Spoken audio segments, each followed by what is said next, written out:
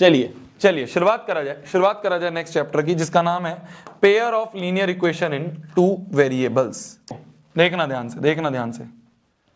हमसे बोला गया है बताओ the area of triangle form by the line this with the coordinate axis.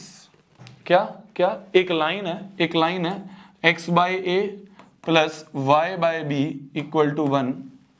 इस लाइन का कोऑर्डिनेट एक्सिस के साथ एक ट्राइंगल बनेगा। तो पहले तो हमें लाइन की इक्वेशन बनानी आनी चाहिए। लाइन की इक्वेशन कैसे बनाते हैं, वो लाइन का ग्राफ कैसे बनाते हैं, डब्बा बनाते हैं अपन ऐसे, डब्बा, एक x और एक y। अगर मैं x की जगह 0 रख दूं, यहां x की जगह 0 रख दूं तो plus y by b equal to 1, तो y की वैल्यू आ जाएगी b। तो x की जगह 0 रखने पे y b आ गया। x की जगह अगर अपन अब y की जगह अगर 0 रख दूं, तो यहाँ y की जगह 0, तो x by a plus 0 equal to 1, तो x की वैल्यू आ गई a। तो मतलब जो दो पॉइंट्स हैं वो होंगे 0, b और a, 0। जो दो पॉइंट्स हैं वो क्या होंगे, 0, b और a, 0। ये दो पॉइंट्स हैं जो हमें ग्राफ पे प्लॉट करने हैं, जिससे हमारा ये वाली लाइन की इक्वेशन बन जाएगी। तो मान लो हमारा ग्राफ जो है वो बनाते हैं। वैसे तुम्हें ग्राफ पेपर मिलेगा, ठीक है, वैसे तो तुम्हें ग्राफ पेपर मिल रहा होगा एग्जाम में, ठीक है। तो ये x है, ये y है। जब भी किसी स्ट्रेट लाइन का ग्राफ बनाना होता है, ध्यान से सुनना, जिसको नहीं आता है ध्यान से सुन लो। वैसे तो तुम सबको आता है, मैंने बहुत सारे ग्राफ तुम्हें बनवा रखे हैं, वैसे तो तुम सबको आता है, ठीक है। तो जब भी हमें किसी स्ट्रेट लाइन का ग्राफ बनाना होता है तो हमें दो पॉइंट चाहिए होते हैं। उन दो पॉइंट्स को ज्वाइन कर दो, ग्राफ बन जाएगा। तो एक पॉइंट मैंने निकाला 0, b, x को 0 रख के y b आ गया, और एक बार y को 0 रखा तो x a आ गया। तो 0, b और a, 0 ये दो पॉइंट्स हैं, ठीक है। तो पहला पॉइंट है 0, b कि x में 0 और y में कुछ b है, y में कोई b होगा। और दूसरा पॉइंट है a, 0, मतलब x में कुछ a है और y में 0 है, तो ये a, 0 होगा। तो ये पॉइंट हो गया हमारा a, 0, और 0, b जो है ये हो गया हमारा x में 0 और y में b। तो हमारी जो स्ट्रेट लाइन बनेगी वो ये बन जाएगी। कुछ ये बन जाएगी। क्या कोई ट्राइंगल बनता हुआ दिख रहा है कोऑर्डिनेट एक्सिस के साथ? क्या कोई ट्राइंगल बनता हुआ दिख रहा है हमें कोऑर्डिनेट एक्सिस के साथ? देखो ये कोऑर्डिनेट एक्सिस है और ये लाइन है, तो ये तीनों मिलके ये वाला ट्राइंगल बना रहे हैं। हमें क्या करना है, हमें इस ट्राइंगल का एरिया निकालना है। एरिया होता है half into base into height. ये राइट एंगल ट्राइंगल है, तो हाइट हो गई ये लेंथ कितनी है b, और बेस कितना है, ये लेंथ कितनी है a। तो हाफ इंटू बेस है a, हाइट है b, तो ये हो गया ab बाई 2। तो इतना स्क्वायर यूनिट्स हमारा एरिया होगा, इतना स्क्वायर यूनिट्स। तो ab by 2, half of ab, ये हमारा आंसर होगा। इतना स्क्वायर यूनिट्स हमारा एरिया होगा, ठीक है मेरी जान। तो हमें ग्राफ बनाना आना चाहिए। कैसे बनाते हैं ग्राफ? दो पॉइंट ले लो, ज्वाइन कर दो। हमने बहुत सारे ग्राफ करे थे अभी स्टेज 1 में, हमने बहुत सारे ग्राफ करे हुए हैं, ठीक है। तो दो लाइंस का ग्राफ बनाओ, जहां इंटरसेक्ट हो रहा है वो उसका सॉल्यूशन, ठीक है। तो एक होता है ग्राफिकल मेथड, और एक बार मैं एग्जांपल लेके दोनों समझाता हूं। ध्यान से देखना। पहले सब्स्टिट्यूशन समझते हैं। जिसको नहीं आता वो देख लो। मान लो दो इक्वेशन है, x plus 3y equal to 4, और एक और इक्वेशन है x minus y equal to 2, ठीक है। दो इक्वेशन है, इन दोनों इक्वेशन को हमें सब्स्टिट्यूशन से सॉल्व करना है। तो सब्स्टिट्यूशन का मतलब होता है एक में से वेरिएबल की वैल्यू उठाकर दूसरे में पटक दो। तो एक में से वैल्यू उठाकर दूसरे में पटक दो। ये मान लो ये 2x है, या मान लो यहाँ 2y है, ये 2y या 2x ही कर देते हैं, चलो 2x ही कर देते हैं। तो एक में से वैल्यू उठा के दूसरे में पटक दो, ये होता है सब्स्टिट्यूशन। ये होता है सब्स्टिट्यूशन। सब्स्टिट्यूशन मतलब एक में से वैल्यू उठा के दूसरे में पटक दो। तो एक में से किसी भी वेरिएबल की वैल्यू उठा लो, जैसे इसमें से हम किसी की भी वैल्यू उठा लें। मान लो इसमें से हमने हमने क्या करा, इसमें से y की वैल्यू उठा ली, तो y इधर चला गया, 2 इधर चला गया, तो 2x माइनस 2 जो है वो y होगा। y मिल गया, y इधर और 2 इधर, तो y की वैल्यू आ गई 2x माइनस 2। इस y को उठा के यहां पटक दो, इस y को उठा के यहां पटक दो, तो x plus 3 times 2x minus 2 equal to 4। तो ये बन गया x प्लस 3 टू जा 6x माइनस 6 इक्वल टू 4। तो x प्लस 6 इज 7x, ये इधर जाएगा तो प्लस हो जाएगा, तो 4 प्लस 6 इज 10। तो x की वैल्यू आ गई 10/7, x की वैल्यू आ गई 10/7। तो हमने क्या करा, सबसे पहले एक में से वैल्यू उठा के हमने इसमें y, किसी की भी उठा सकते हो, मैंने y उठाया, तो मैंने एक में से वैल्यू उठा के दूसरे में पटक दी, तो यहां से x आ गया। y कैसे निकलेगा, y ये रहा ना, तो y की वैल्यू क्या है 2x माइनस 2, तो 2 इंटू x क्या है 10/7 माइनस 2। भाई y तो यही है ना, अब जो x निकला है उसको वापस पुट कर दो, तो y की वैल्यू आ गई 20/7 माइनस 2। एलसीएम ले लें तो 20 minus 7 two 14 equal to y, तो y की वैल्यू आ गई 6/7। तो x है 10/7 और y है 6/7। x की वैल्यू है 10/7 और y है 6/7। तो इसे कहते हैं अपन सब्स्टिट्यूशन मेथड, कि एक में से वैल्यू उठा के दूसरे में हमने पटक दी। ठीक है, इसे कहते हैं अपन सब्स्टिट्यूशन मेथड,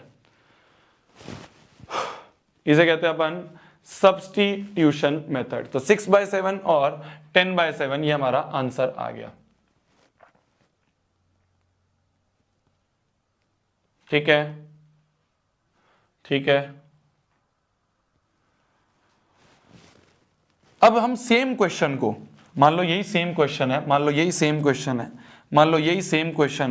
इस सेम क्वेश्चन को ऐसा करते हैं, इसी सेम क्वेश्चन को ऐसा करते हैं अपन एलिमिनेशन से करके दिखाता हूं मैं। इसी सेम क्वेश्चन को अब हम एलिमिनेशन से करते हैं। कौन से मेथड से, एलिमिनेशन से करते हैं सेम क्वेश्चन को। देखना एलिमिनेशन से करते हैं इसको। एलिमिनेशन मतलब किसी एक चीज को एलिमिनेट कर दो। एलिमिनेशन का मतलब किसी एक चीज को एलिमिनेट कर दो। एलिमिनेट का मतलब उठा के बाहर फेंक दो। एलिमिनेट का मतलब उठा के बाहर फेंक दो। क्या रॉन्ग है, क्या रॉन्ग है, क्या रॉन्ग है? तुम पढ़ाने नहीं दोगे क्या यार? हो गया, एक बार हो गया, 2 बार हो गया, 3 बार हो गया।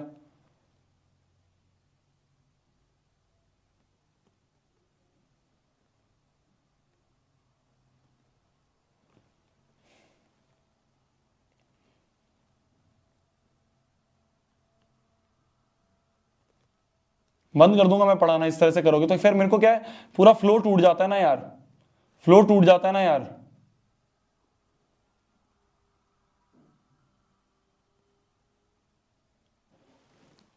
हो गया, एक बार हो गया, 2 बार हो गया यार, पढ़ लो ना, पढ़ लो ना ध्यान से। अब करेक्ट तो है।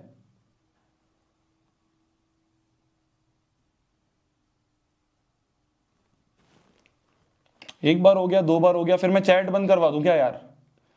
मैं चैट बंद करवा देता हूं, फिर मैं चैट्स बंद करवा देता हूं। फिर बहुत ज्यादा हो जाता है। 1-2 बार ठीक है, 1-2 बार तुमने मजाक में बोल दिया कि चलो ठीक है, फिर डिस्ट्रैक्ट होते हैं जो पढ़ने वाले बच्चे, उनका डिस्ट्रैक्शन हो रहा है ना। सब्स्टिट्यूशन मेथड, सब्स्टिट्यूशन का मतलब क्या होता है? सब्स्टिट्यूशन का मतलब क्या होता है? सब्स्टिट्यूशन का मतलब होता है किसी एक को सब्स्टिट्यूट करना है, किसी एक को, या तो x को या y को, और जिसको भी सब्स्टिट्यूट करना है ना, जिसको भी सब्स्टिट्यूट करना है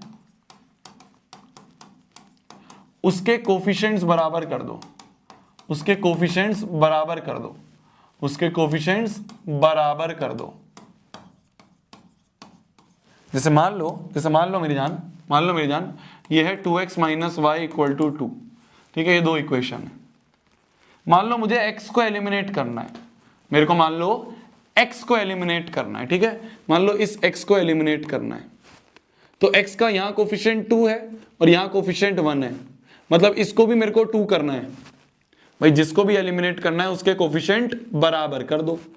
यहाँ 2 है तो यहाँ भी 2 ले आता हूं, तो पूरी इक्वेशन को ऊपर वाली 2 से मल्टीप्लाई कर देता हूं, ऊपर वाली पूरी इक्वेशन को 2 से मल्टीप्लाई कर देता हूं। तो क्या होगा, यहाँ बन जाएगा 2x 2 से मल्टीप्लाई प्लस 6y 4 2 जा 8। और ये ऐसे कैसे ही रहने दो क्योंकि इसमें तो ऑलरेडी 2 है ना, तो इसको ऐसे कैसा रहने दिया 2x minus y equal to 2। अब मैं ऐसा क्या करूं कि इनमें से 2 उड़ जाए, ऐसा क्या करूं कि x वाली क्वांटिटी उड़ जाए। देखो यहाँ भी प्लस है यहाँ भी प्लस है, तो इन दोनों इक्वेशंस को माइनस कर देता हूं। यहाँ माइनस तो यहाँ प्लस, यहाँ प्लस है तो यहाँ माइनस। माइनस करने पे नीचे वाले का साइन चेंज कर देते हैं और अब इस वाले साइन को मानेंगे। तो 2x माइनस 2x कट गया, 6 plus y 6y plus y, ये प्लस वाला साइन यूज करेंगे, इसको नहीं यूज करेंगे हम नीचे वाले। 6y plus y 7y equal to 8 minus 2 8 minus 2 6, तो y बराबर आ गया 6/7। तो y की वैल्यू आ गई 6/7। तो क्या y की वैल्यू 6/7 आ रही थी? बहुत बढ़िया। अब x निकालना है, तो x निकालने के लिए क्या करेंगे, इस y को किसी में पुट कर दो। मान लो इसमें पुट कर दें, क्या बोला मैंने, अब जो y निकल गया इसको किसी में पुट कर दो, इसमें कर दो, चाहे इसमें कर दो, चाहे इसमें कर दो, चाहे इसमें कर दो, किसी में भी कर दो। इसको मान लो यहाँ पुट कर दिया, तो 2x माइनस y की जगह 6/7 रख दें इक्वल टू 2। तो 2x बराबर आ गया 2 प्लस 6/7, तो ये बन जाएगा 7 एलसीएम ले लें तो 7 2 14 प्लस 6, ये आ गया 2x। तो 2x की वैल्यू आ गई 20/7, 2 10 20, तो x की वैल्यू आ गई 10/7। x की वैल्यू आ गई 10/7। देखो x की वैल्यू क्या थी 10/7, तो 10/7 6/7, 10/7 6/7, दिस इज योर आंसर। तो सब्स्टिट्यूशन का मतलब होता है जिसको भी सब्स्टिट्यूट करना है। देखो ऐसा नहीं है, ये मत सोचना भैया सब्स्टिट्यूशन आसान है या फिर एलिमिनेशन आसान है।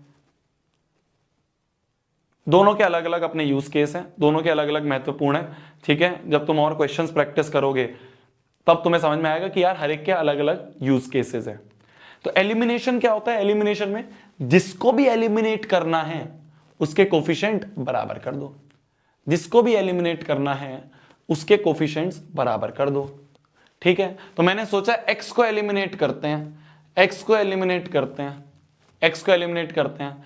तो अगर x को एलिमिनेट करना है तो यहां अगर 2 है तो यहां भी 2 बनाना था, तो पूरे को 2 से मल्टीप्लाई करा, ऊपर वाले को पूरे को 2 से मल्टीप्लाई कर दिया।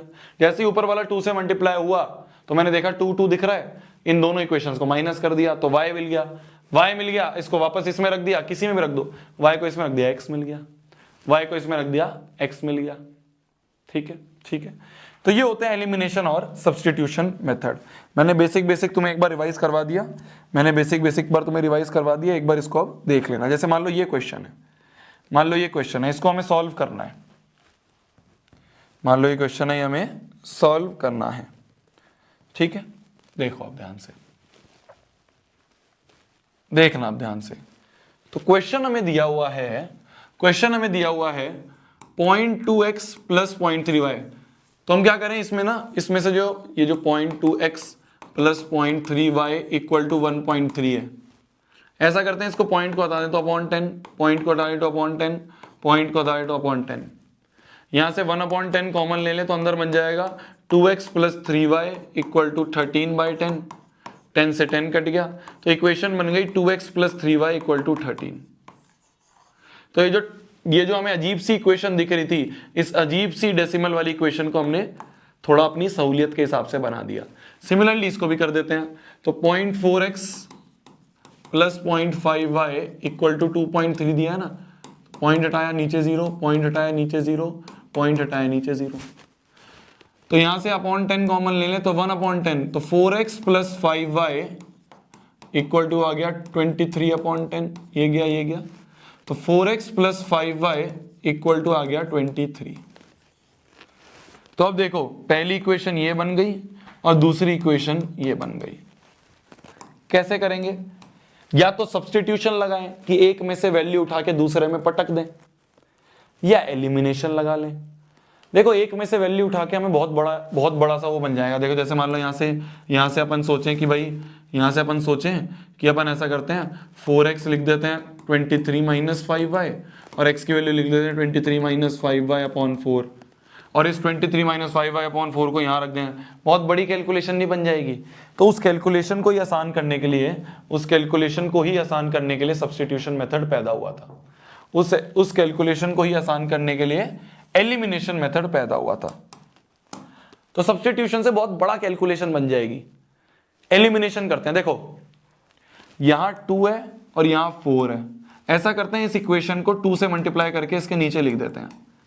इस इक्वेशन को 2 से मल्टीप्लाई करके इसके नीचे लिख देते हैं। तो 2x हो जाएगा इंटू 2 से 4x, 3y into 2 6y equal to 13 into 2 13 दूनी 26। अब इन दोनों इक्वेशंस को माइनस कर देते हैं। यहां प्लस है तो यहां माइनस, यहां प्लस है तो यहां माइनस, गया ये। 5y minus 6y y equal to 23 minus 26 minus 3। तो y की वैल्यू माइनस है। देख लो कितने आसानी से आ गया आंसर।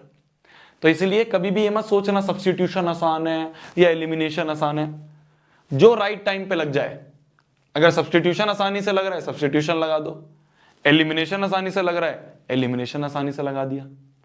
ठीक है ठीक है ठीक है ठीक है ठीक है ठीक है। अच्छा यहाँ 13 है, 13 2 13 दूनी 26 ही तो होते हैं। सही तो करा है, माइनस ही तो है। अरे देखो ना 23 में से 26 गए तो माइनस 3 आ गया, 23 में से 26 गए तो माइनस 3 आ गया। ठीक है ठीक है। +3 कैसे हो जाएगा? +3 कैसे हो जाएगा? अच्छा हाँ 5 माइनस 6 माइनस y होगा ना, 5 माइनस 6y माइनस y, तो माइनस से माइनस गया तो यहां से आ गया y की वैल्यू 3। अब इस y बराबर 3 को वापस से इसमें पुट कर दो, तो 2x plus 3 into 3 equal to 13। तो 2x प्लस 3 3 9 इक्वल टू 13। तो 2x की वैल्यू आ गई 13 माइनस 9 कितने होंगे 4। तो यहां से आ गई x की वैल्यू 2। तो x बराबर 2 y बराबर 3 इज योर आंसर। 2 y बराबर 3 is your answer. Next question पे चलते हैं। इंपॉर्टेंट क्वेश्चन है ये। क्वेश्चन हमने ऑलरेडी कर रखा है, बस एक बार तुम्हें रिकैप हो जाए इसलिए ले आया मैं। एक है 49x plus 51y equal to 499 और एक है 51x plus 49y equal to 501। इस तरह का क्वेश्चन जब भी दिख जाए, किस तरह का कि पहले जो x के पास था अब वो y के पास चला गया। पहले x के साथ था 49, अब y के साथ आ गया 49, और पहले जो y के साथ था 51 अब वो x के साथ चला गया। तो कोफिशिएंट्स इंटरचेंज हो गए। इस केस में पता है क्या करते हैं? इस केस में पहले तो इन दोनों इक्वेशंस को ऐड कर दो। तो दोनों को अगर ऐड करेंगे तो देखना 49x plus 51y equal to 499 और 51x plus 49y equal to 501। इन दोनों इक्वेशंस को सबसे पहले तो ऐड कर दो। तो 49 plus 51 100x plus 49 plus 51 plus 49 100y equal to 501 plus 499 is 1000। यहां से 100 कॉमन ले लें तो बन जाएगा x plus y equal to 1000। 100 से ये गया तो यहां से मिल गया x plus y equal to 10। तो देखना बहुत छोटी इक्वेशन बन गई। तो जब भी इस तरह का क्वेश्चन देखो एक बार दोनों को ऐड कर दो। पहला स्टेप दोनों को ऐड कर दो, और सेकंड स्टेप एक बार दोनों को सब्ट्रैक्ट कर दो। तो एक बार दोनों को सब्ट्रैक्ट करेंगे कैसे? देखो 49x plus 51y equal to 499 और 51x plus 49y equal to 501। तो एक बार इन दोनों को अपन सब्ट्रैक्ट कर दें। तो यहां प्लस है तो यहां माइनस, यहां प्लस है तो यहां माइनस, यहां प्लस है तो यहां माइनस। 49 में से 51 गए तो माइनस 2x। 51 में से 49 गए तो प्लस 2y। इक्वल टू 499 से 501 गए तो -2, यही बनेगा, यही बनेगा, यही बनेगा। इसमें से 2 कॉमन ले लें तो अंदर बन जाएगा, या -2 कॉमन ले लें, ये -2 कॉमन ले लिया तो अंदर बन गया x माइनस वाई, अंदर प्लस माइनस बन जाएगा क्योंकि माइनस कॉमन लिया है, इक्वल टू -2, तो -2 वन जा -2 तो x minus y equal to 1, x minus y equal to 1। तो पहली इक्वेशन बन गई x plus y equal to 10 और दूसरी इक्वेशन बन गई x minus y equal to 1। दोनों को सॉल्व करके x और y जल्दी निकालो, दोनों को सॉल्व करके x और y जल्दी से निकालो। भैया लाइक कर दो वीडियो को, कर तो दिया मैंने लाइक, एक बंदा एक ही बार लाइक कर सकता है हीरोइन।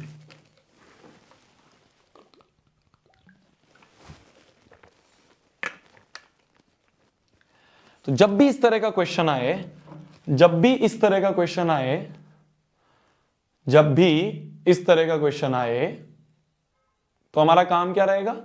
हमारा काम ये रहेगा, हमारा काम ये रहेगा कि हमें सिंपली दोनों इक्वेशंस को ऐड करना है। तो देखो छोटी सी इक्वेशन बन गई, जब दोनों इक्वेशन सब्ट्रैक्ट हुई तब भी एक छोटी सी इक्वेशन बन गई। तो एक बार दोनों इक्वेशन को ऐड करा, एक बार दोनों इक्वेशन को सब्ट्रैक्ट करा, हो गया, हो गया।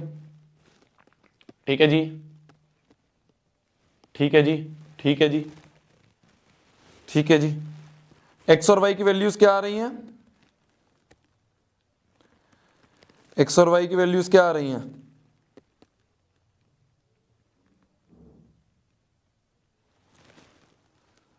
अरे एक्स और वाई की वैल्यू क्या आ रही हैं?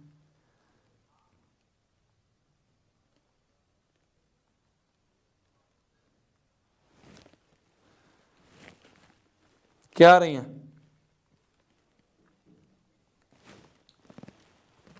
क्या आ रहा है?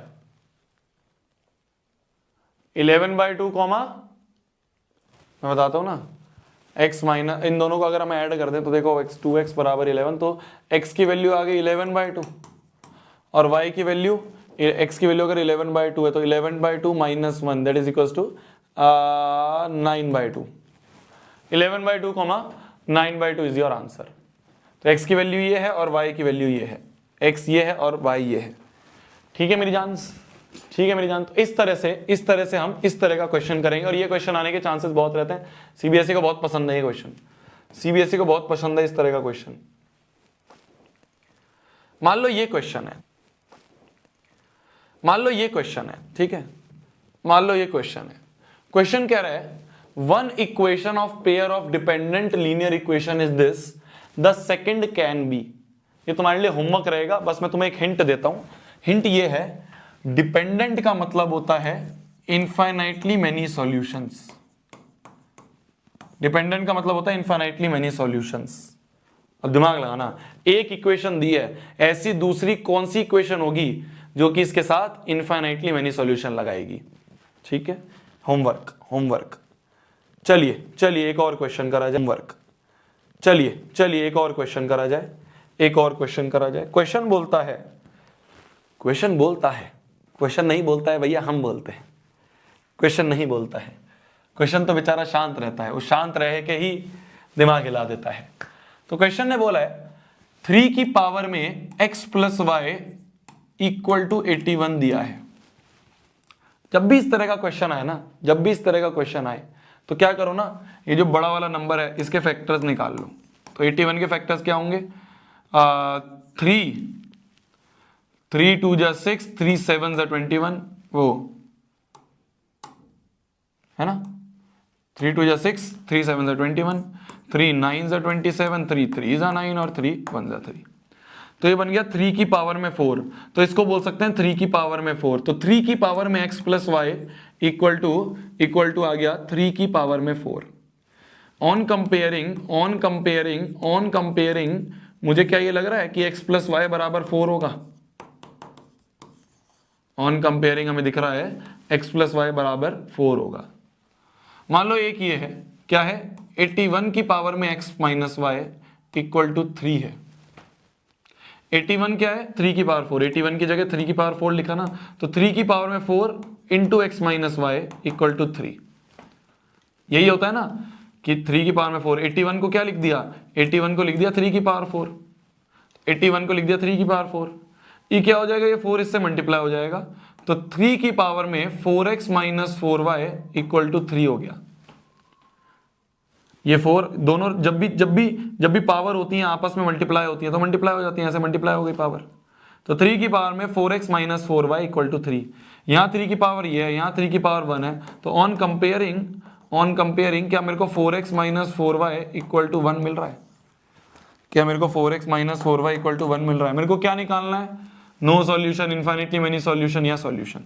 ठीक है, ठीक है, कैसे निकालेंगे, कैसे निकालेंगे, कैसे निकालेंगे, कैसे निकालेंगे, कैसे निकालेंगे, एक में से वैल्यू उठा के पटक देते हैं। तो x की वैल्यू क्या आ रही है भाई, एक में से वैल्यू उठा के दूसरे में पटक दो, या फिर ऐसे ही चेक कर लें 1/4 a1/b2 is not equal to b1/b2 आ रहा है, मतलब सॉल्यूशन तो आएगा।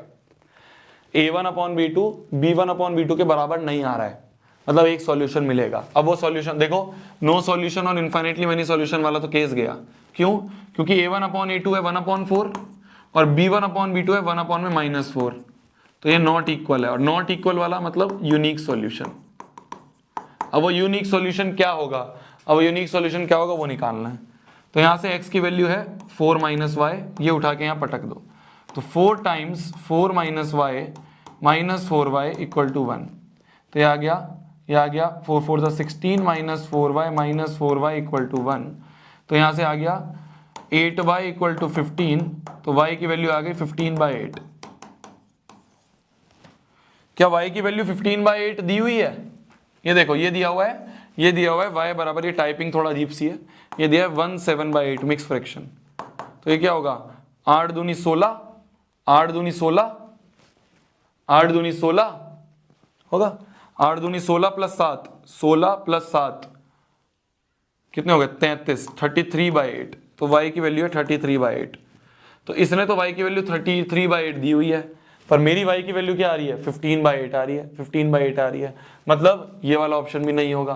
तो none of these is the answer, none of these is the answer. Main चीज ये नहीं थी, मेन चीज थी इस तरह के क्वेश्चन को कैसे सॉल्व करते हैं, मेन चीज थी कि इस तरह के क्वेश्चन को कैसे सॉल्व करते हैं। तो जब भी इस तरह का क्वेश्चन आ जाए तो हमें क्या करना है, इस 81 को लिख दिया 3 की पावर 4, कंपेयरिंग कर दिया तो एक इक्वेशन मिल गई, वापस से 81 को लिख दिया 3 की पावर में 4 अंदर चला गया तो ये बन गया, तो इधर दोनों को कंपेयर करा तो 4x माइनस 4y1 आ गया, 4x माइनस 4y1 आ गया, ये दो इक्वेशन मिल गई। मैंने चेक करा, चेक करने पे पता चला यूनिक सॉल्यूशन आएंगे, वो यूनिक सॉल्यूशन निकालने की ट्राई करा तो ये आ रहा है, पर वो इसके बराबर नहीं है, तो fourth option none of these is the answer, fourth option none of these is the answer. ठीक है, ठीक है, ठीक है, सी आ रहा है, कैसे सी आ रहा है, कैसे सी आ रहा है, कैसे सी आ रहा है, कैसे सी आ रहा है, x की value 4 minus y, 4 4 16 minus 4y minus 4y, तो माइनस 8y इक्वल टू ये 15/8, ठीक तो है, तो y की वैल्यू 15/8।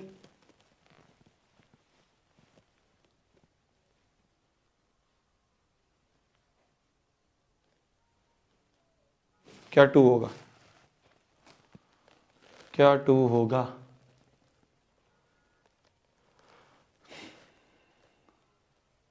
कहाँ 2 है, कहाँ 2 है, 4 4 16 minus 4y minus 4y equal to 1, 4 minus 16, ठीक तो है।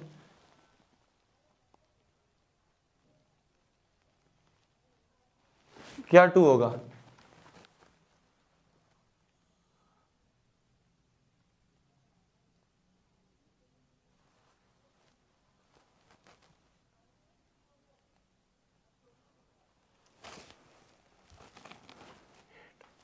एट वन सा 8, अच्छा 8 1 सा 8 होगा ना, यहाँ 2 कोई है, अच्छा 1 दिया है ना, ठीक है, मैंने वो ये वाला 2 देख लिया, तो 8 1 सा 8 प्लस 7 15/8, अच्छा सही तो आ रहा है, कहाँ है यहाँ दिमाग, 15/8 यही है, सही है, सही है, सही है, सही है, फिर c option is the correct answer, सही है। हाँ, ये 8 1 सा 8 प्लस 7 15 होगा, मैं 2 क्यों लिख रहा हूँ, मैं 2 क्यों लिख रहा हूँ, मैं 2 क्यों लिख रहा हूँ, चलो चलो आगे बढ़े, चलो आगे बढ़े, मैं तो चेक कर रहा था कि तुम अटेंटिव हो या नहीं हो मैं तो चेक कर रहा था तुम अटेंटिव हो या नहीं हो। क्या है ना यार, कल मेरा जो दिमाग घूम रहा था, सर पूरा घूम रहा था, कल भी नींद पूरी नहीं हुई, आज भी नींद नहीं पूरी हुई, तो बस वही चल रहा है, वही चल रहा है, बस दिमाग वही चल रहा है। आज भी 2 दवाई लेके आया हूं मैं। चलो कोई नहीं, कोई नहीं, कोई नहीं, तुम्हें तो समझ में आ गया ना, तुम्हें तो समझ में आ गया ना, मिक्स फ्रैक्शन था ये, 1 7/8, तो 8 1 8 प्लस 7 15/8। कहाँ दिमाग है यार, कहाँ दिमाग है मेरा। कोई नहीं, चलो चलो चलो, बोला जा रहा है, देखना, ध्यान से देखना, ध्यान से देखना। अब वर्ड प्रॉब्लम्स आ गई हैं, वर्ड प्रॉब्लम ध्यान से देखना। बोला जा रहा है the ratio of income of 2 person आज दिस। क्या, 2 बंदे हैं, मान लो ए और बी हैं, 2 पर्सन है, मान लो ए और बी। तो इनकम ऑफ ए अपॉन में इनकम ऑफ बी जो है, इसका रेशियो हमें दिया हुआ है 9/7। ठीक है, क्या बोला मैंने, ratio of income of 2 person, income of a upon income of b, ये 9/7 दिया हुआ है। ठीक है, the ratio of their expenditure is 4/3। Expenditure of a upon में एक्सपेंडिचर ऑफ बी, ये हमें दिया हुआ है 4/3, ये हमें दिया हुआ है 4/3। If each of them manages to save 2000 per month, क्या क्या, दोनों के दोनों 2000 रुपए बचा पा रहे हैं। क्या, कि जो सेविंग्स ऑफ ए है वो भी 2000 है, और जो सेविंग्स ऑफ बी है वो भी 2000 है, दोनों 2000 रुपए बचा पा रहे हैं महीने में। तो इनकम है 9/7, एक्सपेंडिचर का रेशियो है 4/3। ठीक है, और दोनों जब भी 2000 रुपए पर मंथ बचा पा रहे हैं, then find their monthly income. ये इनकम हमें बतानी है, ये इनकम हमें बतानी है। ठीक है, बहुत बढ़िया, बहुत बढ़िया। जब भी रेशियो दिया होता है कैसे सॉल्व करते हैं, हम मान लेंगे एक रेशियो यहाँ पे x है, तो एक कॉमन फैक्टर x मान लेते हैं, तो मान लेते हैं ये 9x है और IB जो है वो 7x है, लेट कर लिया। सिमिलरली लेट कर लेते हैं एक्सपेंडिचर ऑफ A जो है वो 4y है, और मान लो एक्सपेंडिचर ऑफ B जो है वो 3y है। तो एक कॉमन फैक्टर जो है, एक कॉमन फैक्टर जो है वो हमने ले लिया। ठीक है, सेविंग्स का मतलब क्या होता है, जितनी इनकम हो रही है उसमें से खर्चा हटा दो, वो सेविंग्स। सेविंग्स का मतलब क्या होता है, जितने भी वो कमा रहे हैं उसमें से खर्चा हटा दो, बाकी बचा हुआ पैसा बच गया। तो सेविंग्स ऑफ ए क्या होगा, सेविंग्स ऑफ ए होगा income of A minus expenditure of A, ये 2000 हो गया। इनकम ऑफ ए कितनी है 9x, माइनस एक्सपेंडिचर ऑफ ए कितना है, एक्सपेंडिचर ऑफ ए कितना है 4y, ये आ गया 2000 के बराबर, ये आ गया 2000 के बराबर। तो 9x minus 4y is equal to 2000 आ गया, पहली इक्वेशन। दूसरा, सेविंग्स ऑफ बी की बात करें, सेविंग्स मतलब income of b minus expenditure of b, ये आ गया 2000। तो इनकम ऑफ बी कितनी है, इनकम ऑफ बी है 7x minus expenditure of B कितना है 3y, इक्वल टू आ गया 2000। तो पहली इक्वेशन ये है, दूसरी इक्वेशन ये है, सॉल्व कर दो। सॉल्व करके x और y की वैल्यू निकल जाएगी, सॉल्व करके x और y की वैल्यू निकल जाएगी, सॉल्व करके x और y की वैल्यू हमारी निकल जाएगी। ठीक है, जैसे ही x और y आ गया, यहां से हमें x और y निकल जाएगा। ऐसे ही x और y निकल जाएगा, जैसे ही x और y निकल जाएगा, हमारा फाइनल आंसर क्या है, हमसे पूछा है फाइंड देयर मंथली इनकम। तो income of a, income of b, x जैसे ही निकल जाए यहां पे पुट कर दो, x की वैल्यू यहां पुट कर दो, यही हमारा आंसर है। x जो भी आएगा उसको 9 से मल्टीप्लाई कर दिया तो इनकम ऑफ a, x जो भी आएगा उसको 7 से मल्टीप्लाई कर दिया तो इनकम ऑफ b, ये हमारा आंसर होगा। तो इनकम ऑफ a और इनकम ऑफ b ये हमारा फाइनल आंसर है। तो x की वैल्यू उठाओ, इसमें पुट कर दो। ठीक है, मेन चीज क्या है, मेन चीज है यहाँ इक्वेशन बनानी सीखनी है तुम्हें। उसके बाद तो क्या है, तुम्हें सब्स्टिट्यूशन लगा दो, एलिमिनेशन लगा दो, कुछ भी लगा दो। ठीक है, ठीक है, आगे बढ़ते हैं। 2 डिजिट नंबर वाला क्वेश्चन क्लास में समझाया था, 2 डिजिट नंबर वाला क्वेश्चन क्लास में हमने समझाया था, ये क्लास में समझाया था। कैसे करते हैं, कैसे करते हैं 2 डिजिट नंबर वाले क्वेश्चन को, मेरी जान ध्यान से देखना, ध्यान से देखना। इन अ 2 डिजिट नंबर, 2 डिजिट नंबर वाले क्वेश्चन को कैसे करते हैं, याद आ रहा है, याद आ रहा है, याद आ रहा है। सबसे पहले क्या करेंगे, लेट कर लेंगे, क्वेश्चन मत पढ़ो, क्वेश्चन मत पढ़ो। लेट यूनिट प्लेस डिजिट मान लो यूनिट प्लेस डिजिट जो है वो अगर y है और अगर टेंस प्लेस डिजिट जो है वो x है, तो जो नंबर होगा वो होगा भाई यूनिट वाले को यूनिट से मल्टीप्लाई और टेंस वाले को टेंस से मल्टीप्लाई, तो नंबर जो हो गया वो हो गया 10x प्लस y। समझ गए मेरी जान, समझ गए मेरी जान। तो अगर हमें 2 डिजिट वाला क्वेश्चन आ जाए, अगर हमारे सामने 2 डिजिट वाला क्वेश्चन आ जाए, तो हम क्या करेंगे? हमें सिंपली ये देखना है कि भाई यूनिट प्लेस पे y मान लो, टेंस प्लेस पे x मान लो, नंबर लिख दो। तो हमने नंबर लिख दिया। बोला जा रहा है डिजिट्स आर रिवर्स्ड, ठीक है, डिजिट्स आर रिवर्स। देखो पहले सबसे पहली लाइन बोले, इन अ 2 digit number the tens digit is 3 times the unit digit. तो अकॉर्डिंग टू क्वेश्चन जो टेंस प्लेस पे डिजिट है वो किसके बराबर है? Tens place digit is 3 times unit place, 3 times unit place digit के बराबर है। तो ये पहली इक्वेशन है। दूसरी इक्वेशन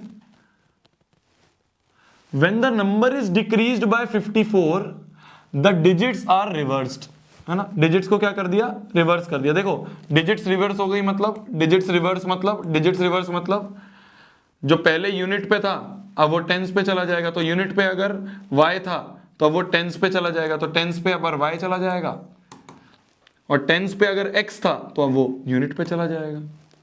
तो अब जो नंबर बनेगा वो क्या बनेगा? n dash. वो क्या बनेगा? वो बनेगा यूनिट वाले को 1 से मल्टीप्लाई, टेंस वाले को 10 से मल्टीप्लाई, तो n डैश जो आएगा वो आएगा 10y प्लस x। अब वापस से क्वेश्चन पढ़ो। तुम मेरे से पहले निकाल रहे हो, समझ गए हो तुम सब। देखो सबसे पहला था हमने यूनिट प्लेस पे y माना, टेंस प्लेस पे x माना, नंबर लिख दिया। डिजिट्स रिवर्स करके नंबर ये आ गया। अब क्वेश्चन पढ़ो। पहली लाइन दी थी कि 2 डिजिट नंबर में, इस वाले 2 डिजिट नंबर में जो टेंस डिजिट है वो 3 टाइम्स यूनिट डिजिट है। तो टेंस वाला जो है वो 3 टाइम्स यूनिट है, पहली इक्वेशन। दूसरा क्या बोला हुआ है? When the number is decreased by 54। अब वापस से देखो अकॉर्डिंग टू क्वेश्चन क्या लिखा है कि जो नंबर है अगर उसको 54 से डिक्रीज कर दिया, इस नंबर को 54 से डिक्रीज कर दिया, द डिजिट्स आर रिवर्स्ड, तो हमें रिवर्स डिजिट वाला नंबर मिलेगा। क्या बोला कि इस नंबर को अगर मैंने 54 से डिक्रीज करा तो मेरे को रिवर्स डिजिट वाला नंबर मिलेगा। बस इसको यहां पुट कर दो। तो n की जगह आ गया 10x plus y minus 54 equal to n dash में बराबर हो गया 10y प्लस x।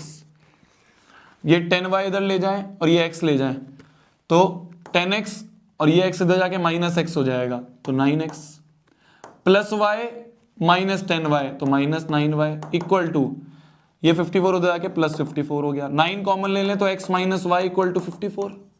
तो यहां से आ गया 9 5 45, 9 6 54, तो x minus y equal to आ गया 6। तो एक इक्वेशन ये आ गई, सॉल्व कर लो। तो x की जगह रख दो 3y, x बराबर 3y यहां पुट कर दो, तो 3y minus y equal to 6, 2y equal to 6, तो y की वैल्यू आ गई 3। y 3 है तो x क्या होगा? x होगा 3 टाइम्स y, तो 9 आ गया x। हमें क्या निकालना है? We have to find the number, ये n निकालना है। तो n क्या होगा? n होगा 10x प्लस वाई, तो 10 इंटू x है 9 प्लस y कितना है 3, तो 90 प्लस 3 इज 93। ये हमारा नंबर है, 93 इज द नंबर। क्लियर है? एक बार देख लो सभी, देख लो जल्दी।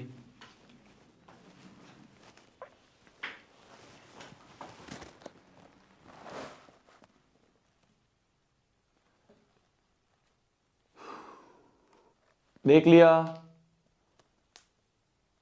समझ गए क्या करा मैंने? सबसे पहली चीज कि भाई शोभित भैया ने बताया है यूनिट प्लेस और टेंस प्लेस वाला जो है, यूनिट प्लेस और टेंस प्लेस वाला जो है उसको लिख लो, उसको लिख लो।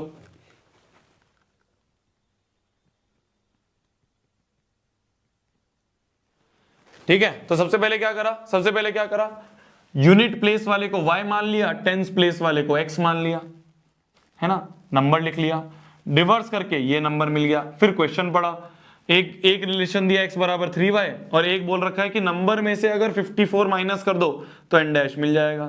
तो एक इक्वेशन मेरी यहां से मिल गई, x माइनस वाई बराबर 6। एक ये इक्वेशन, दोनों को हमने सॉल्व कर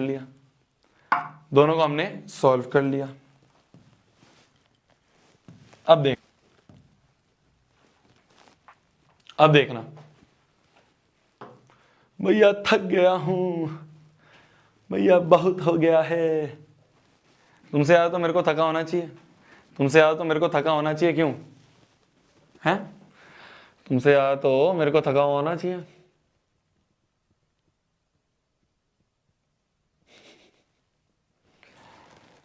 मैंने बोला था ना तुम्हें 10 दिन आसान नहीं होंगे, 10 दिन आसान नहीं होंगे, बहुत मुश्किलें आएंगी। बीच बीच में ऐसा भी लगेगा कि यार सवाल नहीं समझ में आ रहा, बीच बीच में ऐसा भी लगेगा कि यार प्रिपरेशन कम तो नहीं हो रही। लगता होगा ना ऐसा बीच में कि यार मैं, सब बच्चे को लगेगा, चाहे टॉपर है, चाहे मिड रेंज वाला बच्चा है, एवरेज बच्चा है, हर एक बच्चे को ये लगेगा कि यार मैंने ना टाइम वेस्ट कर दिया, है ना। हर एक बच्चे को लगेगा कि यार मैंने ना ये जो पिछले 6 दिन निकले हैं, 7 दिन निकले हैं, ये अच्छे से यूटिलाइज नहीं करे। हर बच्चे को लग रहा होगा, है ना। तुमने ये सोच रहे होंगे, सब बच्चे सोचते हैं ऐसे। जब इतना बड़ा गैप मिल जाता है ना, ये गैप अच्छा नहीं है। मतलब मेरे को पहले ये चीज़ अच्छी नहीं लग रही थी, एक तरह से अच्छा भी है कि अगर किसी बच्चे ने कुछ नहीं पढ़ा है तो उसको बहुत टाइम मिल जाएगा, पर इतना बड़ा गैप जो है ना, ये अच्छा नहीं रहता है। इससे क्या होता है ना कि बच्चे के अंदर थोड़ा डाउट भी आ जाता है कि यार क्या मेरी प्रिपरेशन सही चल रही है, मैंने टाइम तो नहीं वेस्ट करा। या हर बच्चा सोचेगा, टॉपर भी सोचेगा मैंने टाइम तो नहीं वेस्ट करा, पर मेरी जान पता है अच्छी चल रही है प्रिपरेशन, कोई दिक्कत नहीं है। अगर तू आराम से रोज जितना मैं पढ़ा रहा हूँ उतना पढ़े जा रहा है ना, आराम से जितने मैं क्वेश्चंस करवा रहा हूँ उतने क्वेश्चंस का रिवीजन कर रहा है, कोई टेंशन नहीं है। ठीक है, बिल्कुल लोड मत लियो, ठीक है। और मैं फिर बोल रहा हूँ, आज भी बोल रहा हूँ, आखिरी दिन भी बोलूँगा, चलो आखिरी दिन ही बोलूँगा डायरेक्ट, आखिरी दिन ही बोलूँगा डायरेक्ट। पॉइंट इज मेहनत करते रहो, ठीक है, पॉइंट इज मेहनत करते रहो। यहाँ पे सभी टीचर बहुत अच्छा पढ़ा रहे हैं और सभी टीचर बहुत मेहनत कर रहे हैं, मेरी जान बहुत मेहनत कर रहे हैं। मतलब मेरे को दिल से रिस्पेक्ट है हर एक टीचर, चाहे एक टीचर एक बच्चे को पढ़ा रहा है, चाहे कोई टीचर 1000 बच्चे को पढ़ा रहा है, चाहे जैसे हम 1 लाख बच्चे को पढ़ा रहे हैं, हर एक टीचर बहुत मेहनत कर रहा है तुम्हारे लिए, बहुत मेहनत कर रहा है। मतलब मैंने आज से 2 साल पहले, मैं 5 साल से 6 साल से यूट्यूब में हूँ, ठीक है, मैंने कभी इस तरह का मंजर नहीं देखा कि हर एक टीचर इतनी मेहनत कर रहा है हर एक बच्चे के लिए। हर टीचर मेहनत कर रहा है, मैं देख रहा हूँ हर टीचर, हर एक टीचर 5-5, 6-6 घंटे जो तुम्हें रोज खड़े होकर पढ़ा रहा है टीचर, है ना। हमारी क्लास भी 5-6 घंटे की जाती है, बाकी बहुत टीचर्स है जो 5-6 घंटे पढ़ाते हैं। हर एक टीचर बहुत मेहनत कर रहा है, तो हर एक टीचर को मैं दिल से रिस्पेक्ट है और तुम्हें भी रिस्पेक्ट करनी चाहिए, ठीक है। चाहे कोई भी टीचर है, ऑर्गेनाइजेशन हमारी सबकी अलग अलग है, ठीक है। चाहे कोई, मैं किसी ऑर्गेनाइजेशन से, कोई फलाना टीचर किसी और ऑर्गेनाइजेशन से है, कोई तीसरा टीचर किसी और ऑर्गेनाइजेशन से है, हमारी ऑर्गेनाइजेशन अलग हो सकती है, ठीक है, हमारी ये टी शर्ट अलग हो सकती है, पर हम सबके दिल में बस एक गोल है कि तुम सभी का ना मैथ्स का पेपर बहुत अच्छा जाना चाहिए, तुम सभी का मैथ्स का पेपर बहुत अच्छा जाना चाहिए, बस ये गोल है, और कोई गोल नहीं है हम सबका, बस ये गोल है, ठीक है। यहाँ पे हर एक टीचर खड़े होकर तुम्हारे लिए बहुत मेहनत कर रहा है, हर एक टीचर की, तुम्हें लग रहा है यहाँ पे, पर हमें पता है कि हमारे 24 घंटे कैसे निकल रहे हैं, हमें पता है हमारे 24 घंटे कैसे निकल रहे हैं, हमें पता है। बस हमारे 24 घंटे में हम शायद 1-2 घंटे ही सोते हैं, ठीक है, और हम पूरे ही दिन बस, अब अगली क्लास है। और मैं अगर अपना बताऊं तो मेरा तो जीडीपी स्क्वायर भी था, है ना मेरा तो जीडीपी स्क्वायर भी था, तो तुम्हारे को दिन में पढ़ाता हूँ, मतलब शाम में मैं पढ़ाता हूँ, दिन पे उठ के मैं जीडीपी स्क्वायर डिस्कशन कराता हूँ, फिर वापस से शाम का कंटेंट बनाते हैं, फिर वापस से अगले दिन का जीडीपी स्क्वायर करते हैं। यहाँ पे हर टीचर मेहनत कर रहा है, बहुत मेहनत कर रहा है। मतलब इतनी शायद हमने अपने बोर्ड के एग्जाम पे नहीं करी होगी जितनी हम तुम्हारे लिए कर रहे हैं, इतनी हमने खुद अपने पढ़ने के टाइम पर ही करी होगी जितनी हम तुम्हारे लिए कर रहे हैं। तो इसलिए रिस्पेक्ट करना सीखो। चाहे टीचर एक भी बच्चा अगर कोई कहीं पढ़ा रहा है तो उस पर रिस्पेक्ट करो टीचर की, ठीक है, रिस्पेक्ट करो। वो टीचर पागल नहीं है तुम्हें 5-5 6-6 घंटे खड़े होकर पढ़ा रहा है और कुछ कमाई भी नहीं, मतलब ऐसा तो नहीं है। देखो लोग क्या सोचते हैं, लोग सोचते हैं बहुत कमाई हो रही होगी। क्या कमाई हो रही है? मोनेटाइजेशन हमारा ऑफ रहता है लाइव के बीच में, उसके बाद ऑन होता है ना। तो ऐसा भी नहीं है कि हमें बहुत ऐसे कोई मॉनिटरी बहुत बेनिफिट मिल रहा है या कुछ बहुत बेनिफिट मिल रहा है, कुछ नहीं मिल रहा है। जब भी हर एक टीचर तुम्हारे लिए इतना लग लग के पढ़ा रहा है, क्यों पढ़ा रहा है पता है? ये असली टीचर की पहचान होती है। ये एक असली टीचर की पहचान होती है कि वो दिन रात तुम्हारे लिए मेहनत कर रहा है। हम में से कोई भी आज तक, मतलब बहुत कम होंगे, 2-3 बच्चे 4-5 बच्चे होंगे जो आज तक हम आमने सामने मिले हैं। 1,26,000 बच्चे बैठे हैं और ये बॉट नहीं है, ये रियल बच्चे हैं। जब हम पोल लेते हैं तो हमें रियल बच्चे दिखते हैं। तो 1,26,000 बच्चे, 1.5 लाख बच्चे रोज हमसे पढ़ रहे हैं और हम ऐसे 1 to 1 एक दूसरे को जानते भी नहीं है, तब भी हम रोज शाम को 6 बजे एक साथ मिल रहे हैं। तुम सोचो कितनी, मतलब मैं ऐसे बैठ के कभी कभी सोचता हूं कि क्या बॉन्ड है यार, ये क्या बॉन्ड है यार ये। मतलब हम फिजिकली कभी एक साथ मिले भी नहीं, हमने कभी एक दूसरे को, मतलब आपने तो मेरे को देखा है, आप इतने सारे बच्चे बैठे हो, मैं तो बहुत सारे बच्चों को देखा भी नहीं है। तुम चुन्नू मुन्नू की शक्ल कैसी दिखती है मेरे को भी तो नहीं पता, बट फिर भी हमारा बॉन्ड इतना अच्छा है? तुम मेरे को सपोर्ट करते हो, मैं तुम्हें सपोर्ट करता हूँ। यहाँ पे मैं गलतियां भी करता हूँ, तुम मेरे को कहते हो करेक्ट करो, है ना। तुम गलतियां करते हो, मैं रैपट लगा देता हूँ तुम्हें। तो ये बॉन्ड जो है, मतलब ये अनबिलीवेबल है, अनबिलीवेबल है। और हर एक टीचर जो यूट्यूब पे पढ़ा रहा है, वो हर एक टीचर को ये बॉन्ड डिजर्व करता है। हर एक टीचर रिस्पेक्ट डिजर्व करता है। हर एक टीचर इतना ही प्यार डिजर्व करता है जितना तुम मेरे को करते हो। मुझे पता है तुम मेरे से बहुत प्यार करते हो, मैं तुमसे बहुत प्यार करता हूं, पर और सारे टीचर भी जो हैं सब तुमसे बहुत प्यार डिजर्व करते हैं। सब टीचर बस दिन रात बतिया सोचते हैं कि यार एक कमेंट ऐसा दिख जाए जिसमें ये दिख जाए कि यार बच्चे को समझ में आया। एक कमेंट ऐसा दिख जाए जिसमें बच्चा ये बोल दे कि भैया आपसे पढ़ा था और पढ़ने के बाद पेपर बहुत अच्छा गया। एक कमेंट ऐसा दिख जाए बस कि भैया मैं ना 70 पे था, भैया मैं 60 पे था, और भैया आपसे पढ़ने के बाद मेरे 100 आ गए, भैया मेरे 90 आ गए, मेरे 95 आ गए। हमारा बस ये गोल है, जिस दिन तुम एग्जाम दे के आओ कमेंट सेक्शन भर दो, भर कि भैया क्या मजा आ गया, जो सवाल आपने करवाए भैया वो आ गए, भैया जो सवाल आपने करे वो दिख गए। ये गोल है हर एक टीचर का, हर एक टीचर का ये गोल है, ठीक है। हेट मत करना कभी भी किसी टीचर को, है ना। टीचर यहाँ पे अपना 100% दे रहा है। टीचर यहाँ पे तुम्हें हर एक तरह के सवाल करवा रहा है, हर एक तरह का सवाल करवा रहा है। अगर कोई क्वेश्चन तुमसे एग्जाम में नहीं हुआ तो वो तुम्हारी प्रिपरेशन में कमी होगी। टीचर ने तुम्हें हर एक सवाल करवाए, खाली मैं अपनी बात नहीं कर रहा, हर एक टीचर की बात कर रहा हूं। तो वो हेट जो तुम दे देते हो ना आजकल टीचर्स को, मैंने देखा है और एग्जाम्स में भी, कि तूने जो पढ़ाया वो कुछ नहीं आया। यार तुम ये देखो उस टीचर ने कितनी मेहनत करी तुम्हारे लिए। ये देखो तुम्हारी थोड़ी बहुत कमी रहेगी प्रिपरेशन में, कॉन्सेप्ट तो उसने सारे ही बता दिया ना तुम्हें। भाई वैल्यूज ही तो चेंज होंगी। यहाँ पे 5 की जगह तुम्हें 7 दे देगा। कभी भी हेट, कभी भी गलत, मैं कभी फेवर में नहीं हूं। चाहे कोई मेरा कॉम्पिटिटर है, चाहे हमारे कोई कॉम्पिटिटर है, मैं कभी फेवर में नहीं हूं। तुम कभी भी किसी टीचर को गलत लिखो, क्योंकि उसकी टीचर को आत्मा को पता है उसने कितनी मेहनत कर लिया तुम्हारे लिए। 10 दिन जो तुम, और टीचर्स भी हैं 4 दिन 5 दिन जितने भी गैप थे, उसकी आत्मा को पता उसने कितनी मेहनत करी है। तो यहाँ पे किसी भी टीचर की गलती नहीं है, किसी भी टीचर की गलती नहीं है। और मैं खाली यहाँ पे 10th की बात नहीं कर रहा, 11 12th में मैंने देखा है बच्चों को, 11 12th में बच्चे इधर उधर नेगेटिव लिख के आते हैं। अबे तूने अगर पूरा ढंग से नहीं पढ़ा तो इसमें टीचर की क्या गलती है? उसने तो बेचारे ने तेरे को हर एक चीज समझाने की कोशिश करी ना, उसने तो तेरे साथ लग लग के अच्छे से मेहनत करी ना। तो इसलिए हर एक टीचर बहुत डिजर्व करता है रिस्पेक्ट। कभी गलत मत लिखना मेरी जान। तुम अगर टीचर को गाली दे रहे हो ना, तुम एक अध्यापक को, एक शिक्षक को गाली दे रहे हो कभी भी जीवन में, उससे बड़ा पाप नहीं है, उससे बड़ा पाप नहीं है। वो तो तुम्हारे लिए बिना किसी रिटर्न के पढ़ा रहा है, वो तो तुम्हारे लिए बिना किसी स्वार्थ के पढ़ा रहा है ना मेरी जान। वो तो तुम्हें बिना किसी स्वार्थ के पढ़ा रहा है। कभी भी किसी टीचर को गलत मत लिखना। मैं अपनी बात नहीं कर रहा, मैं हर एक की बात कर रहा हूं, चाहे वो एक बच्चे को पढ़ा रहा है, 1 लाख को पढ़ा रहा है, 10 लाख को पढ़ा रहा है, 50 लाख को पढ़ा रहा है, कभी मत लिखना। कभी टीचरों को गाली, कभी टीचरों को गलत, कभी कुछ मत लिखना। वो तुम्हें बिना स्वार्थ के पढ़ा रहा है, तुम ये देखो उसकी हालत खराब हो जाती है, बैक पेन रहता है मेरे, तब भी मैं पढ़ा रहा हूं खड़े होकर, 6-6 घंटे 5-5 घंटे पढ़ा रहा हूं। हर एक टीचर पढ़ा रहा है, और हर टीचर के कोई दुख है, हर टीचर के, हर इंसान के जीवन में बहुत दुख है। हर एक इंसान के जीवन में कोई ना कोई दुख है। जैसे मैं कमर में दर्द है, किसी के घर में कोई इशू होगा, 10 दिन बेचारा बिल्कुल सोसाइटी से कट होके, बिल्कुल सोशल मीडिया से कट होके, सबसे कट होके तुम्हारे पास आया हुआ है, तो तुम ये सोचो वो तुम्हारे लिए कितना सेक्रीफाइस कर रहा है। तो तुम्हारा हक बनता है, तुम्हारा ये फर्ज बनता है कि तुम टीचर को अच्छे मार्क्स ला के दो।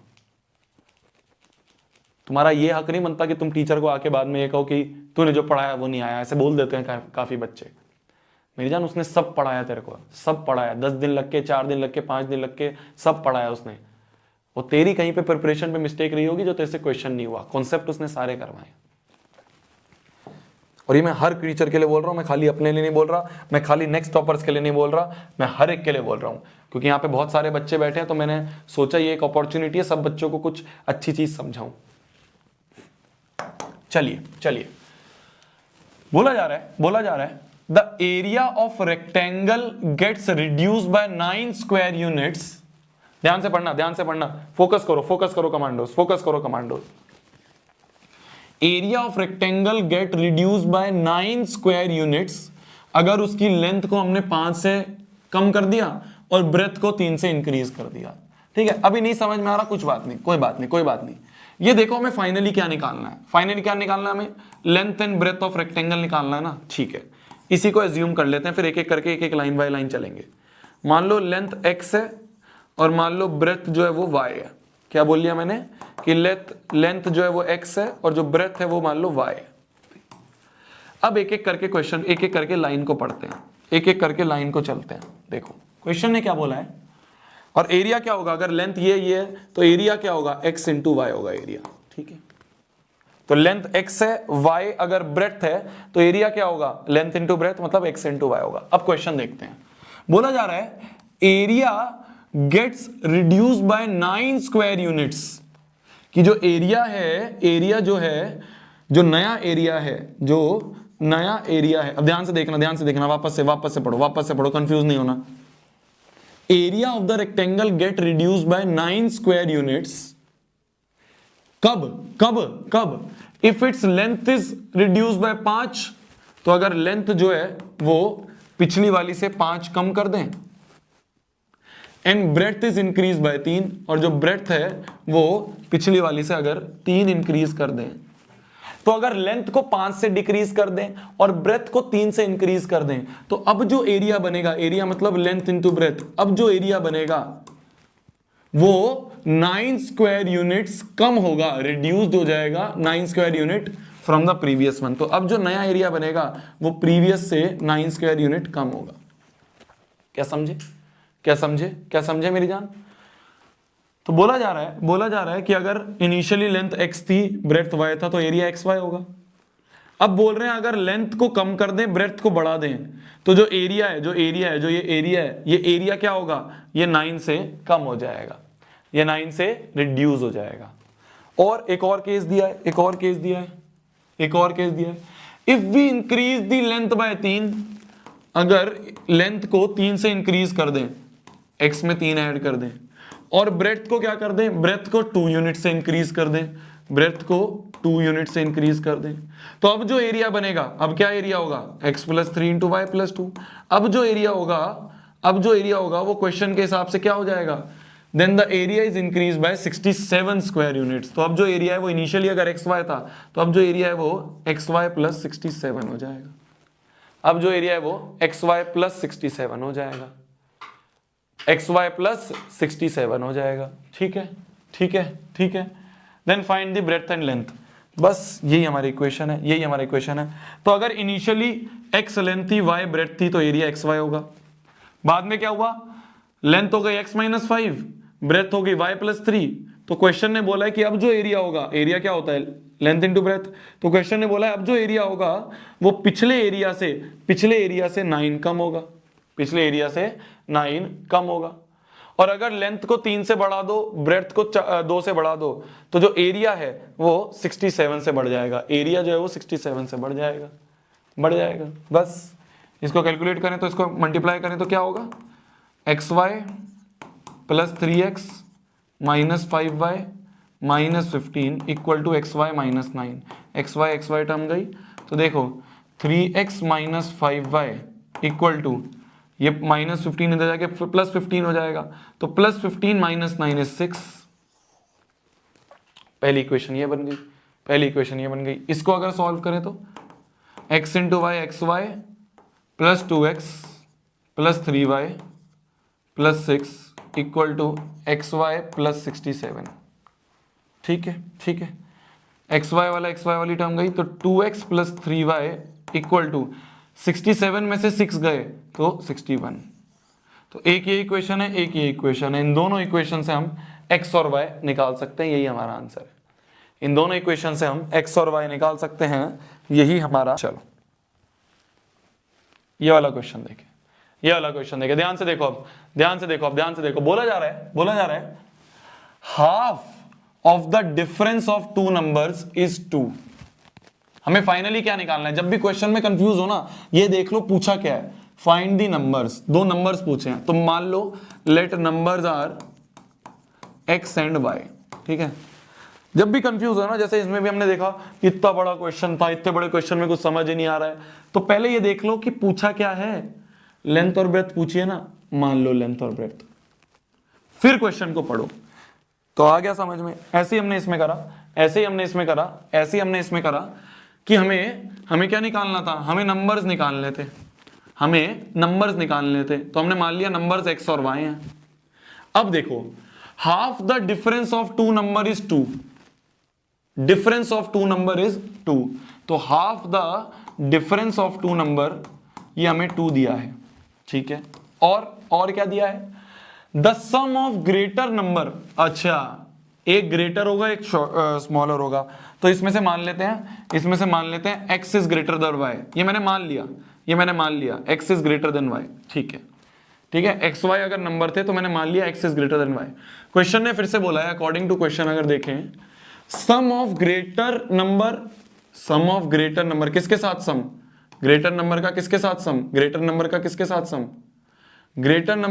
साथ sum, twice the smaller number. तो sum of greater number and twice the smaller number is 13। तो एक इक्वेशन तो ये बन गई। और डिफरेंस कैसे निकलेंगे, देखो डिफरेंस पॉजिटिव में दिया है, तो मतलब बड़ा माइनस छोटा करा होगा, तभी तो प्लस आएगा। बड़ा माइनस छोटा करेंगे तभी तो प्लस आएगा। तो 2 2 4, तो x minus y equal to 4। तो एक इक्वेशन बन गई x minus y equal to 4, और एक इक्वेशन बन गई x plus 2y equal to 3। बस इसमें से उठा के वैल्यू इसमें पुट कर दो, तो यहाँ से x क्या आ गया, x आ गया 4 प्लस वाई, ये 4 प्लस वाई वहाँ पुट कर दे, तो 4 plus y plus 2y equal to 13। तो यहाँ से आ गया 4 प्लस 3y इक्वल टू 13। तो 3y की वैल्यू आ गई अपनी 13 माइनस 4 इज 9, तो y की वैल्यू आ गई 3 3 9, तो y की वैल्यू आ गई 3। y बराबर वापस एक में रख दें तो x बराबर गया 4 plus 3 7। 7,3 is your answer. 7,3 is your answer. अच्छा क्वेश्चन है, छोटा क्वेश्चन है बट अच्छा क्वेश्चन है।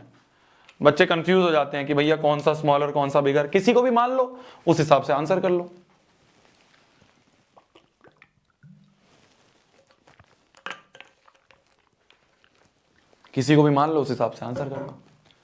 ठीक है। इन सारे क्वेश्चंस को मेरी जान क्लास के बाद, इन सारे क्वेश्चंस को क्लास के बाद अपने आप करना है, अपने हाथ से। मैं रैपट मार दूंगा अगर एक भी क्वेश्चन छोड़ा तुमने। सारे क्वेश्चंस को छुपा के अपने आप हाथ से करना। किसी में अटक जाओ तो वापस आके वीडियो देख लेना, रिकॉर्डिंग अवेलेबल होती है। चलो इस चैप्टर का लास्ट क्वेश्चन करते हैं। इस चैप्टर का लास्ट क्वेश्चन प्रैक्टिस करते हैं एक और। ये तो हमने कर रखा है, ऐसा तो हमने कर रखा है। देखो क्या बोला गया है, अ लैंडिंग लाइब्रेरी, मतलब लैंडिंग लाइब्रेरी मतलब ऐसा कुछ नहीं है, मतलब लाइब्रेरी है बस। ठीक है, has a fixed charge for the first 3 days and an additional charge for the extra each day, ठीक है। तो पहले 3 दिन के लिए एक फिक्स चार्ज है, तो मान लेते हैं फिक्स चार्ज जो है फॉर फर्स्ट 3 डेज के लिए जो फिक्स चार्ज है वो मान लो x है, और बोला जा रहा है and an additional charge for each day thereafter, मतलब 3 दिन के बाद, तो आफ्टर 3 डेज तो शुरू के 3 दिन के लिए तो x रुपए लगेंगे ही। तुम एक लाइब्रेरी से बुक ले जा रहे हो, तो शुरू के 3 दिन के लिए तो तुम्हारा फिक्स चार्ज लगेगा ही लगेगा x रुपीज। आफ्टर 3 डेज जो पर डे चार्ज होगा वो मान लेते अपन y लगेगा। ठीक है जी। तो मान लो अगर कोई बंदा 6 दिन के लिए बुक लेता है, 6 दिन के लिए बुक लेता है, तो कोई मेरे को बता सकता है कितना चार्ज लगेगा? अगर कोई बंदा 6 दिन के लिए बुक लेता है, अभी क्वेश्चन मत पढ़ो, अभी पहले ये देख लो, अगर कोई बंदा 6 दिन के लिए बुक लेता है तो कितना चार्ज लगेगा? भाई देखो, शुरू के 3 दिन का चार्ज तो x है, तो 6 में से शुरू के जो 3 दिन है उनका चार्ज तो x फिक्स है, ये तो x फिक्स है। बच गए कितने? 6 में से 3 दिन का तो x लग गया, बचे कितने? 3 दिन बच गए। तो हर दिन का अगर y है, एक दिन का y, दूसरे दिन का भी y, तीसरे दिन का y, तो बचे हुए 3 दिन का कितना हो जाएगा? 3y। x प्लस 3y इतना टोटल चार्ज लगेगा। समझ गए? तो x प्लस 3y ये हमारा टोटल चार्ज लगेगा। एनसीईआरटी का क्वेश्चन है, हो सकता है। क्या एनसीईआरटी का क्वेश्चन, क्या बाहर का क्वेश्चन? बोर्ड में जब क्वेश्चन आता है तो ये कोई लिखा आता है बगल में कि एनसीईआरटी का क्वेश्चन है। Question is a question. ठीक है। तो अगर 6 दिन के लिए कोई ले रहा है तो 6 में से शुरू के 3 दिन का तो x लगेगा और बाकी के 3 दिन का पर डे चार्ज के हिसाब से 3y लग जाएगा। ठीक है, बहुत बढ़िया। क्वेश्चन क्या कहता है? According to question Srishti ji हैं जिन्होंने 27 रुपए दिए, सृष्टि जी ने टोटल 27 रुपए दिए कितने दिन के लिए?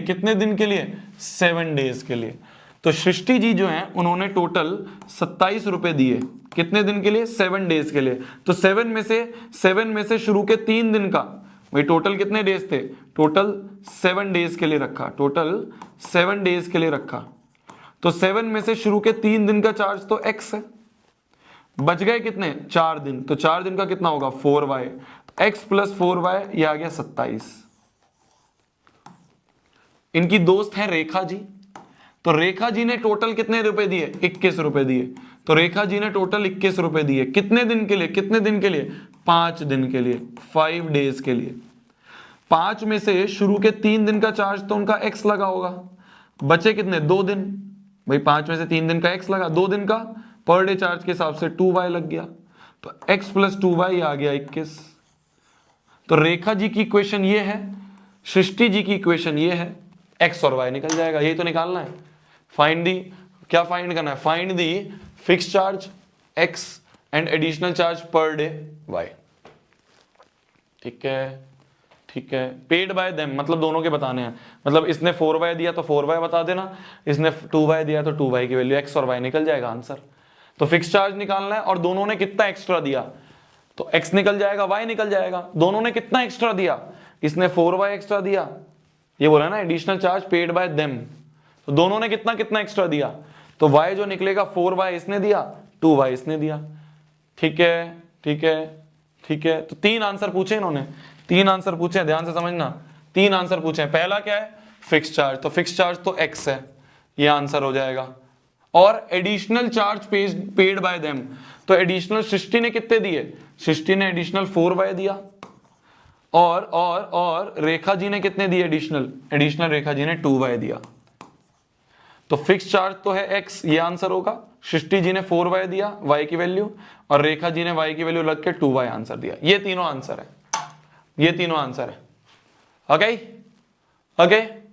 ओके जी। इसी के साथ हमारे 3 चैप्टर्स का रिवीजन होता है समाप्त।